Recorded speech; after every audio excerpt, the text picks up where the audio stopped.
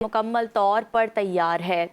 Iran की मुसल्लह अफवाज के तर्जुमान brigadier general Mohammad अकरामी नया का सख्त बयान। तर्जुमान के मुताबिक ईरान ने जंग बंदी को हतमी खात्मा नहीं समझा और मुकम्मल जंगी तैयारी बरकरार रखी गई है। दावा किया गया है कि अस्फहान में कार्रवाई के दौरान ज़मीनी अफवाज ने फौरी रद्द-ए-अमल देते हुए दुश्मन की दरअंदाजी नाकाम बनाई।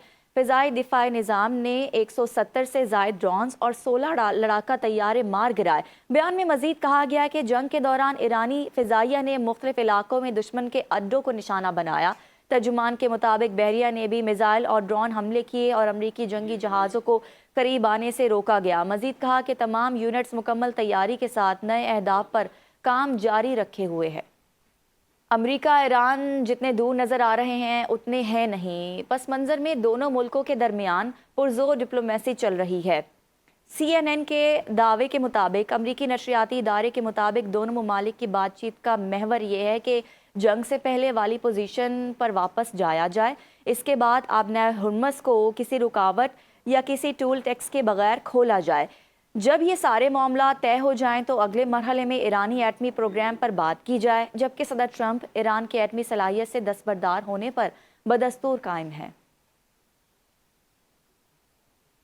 बरतानवी बादशाह चार्ल्स सोएम के एजाज़ में वाइट हाउस में शाया अमरीकी सदर ट्रंप ने ईरान से मुतालिक सख्त मौक़िफ़ अपनाते हुए कहा, ईरान को फ़ौजी एतबार से तबाह कर दिया गया है।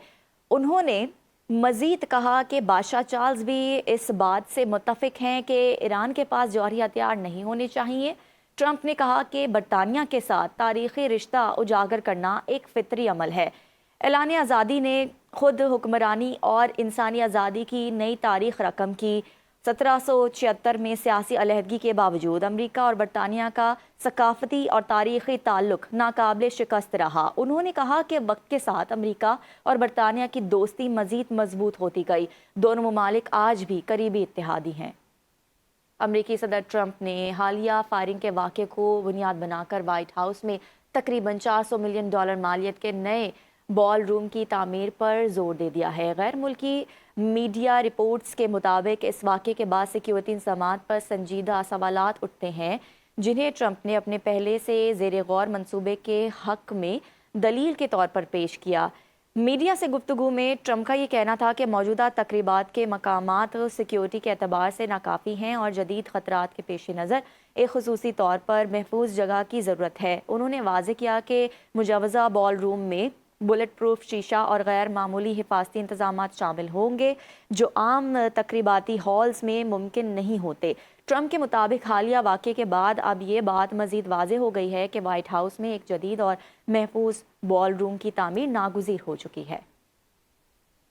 सऊदी अरब में खलीज ताउन कौंसिल के मुशावरती सरबराही इजलास का एलामिया जारी कर दिया गया है। इजलास में अरब रहनुमाओं ने मुतालबा किया है कि आबना हुर्मस को फौरी तौर पर 28 फरवरी से पहले वाली हैसियत पर बहाल किया जाए और किसी भी किस्म का टैक्स काबिल कबूल नहीं होगा।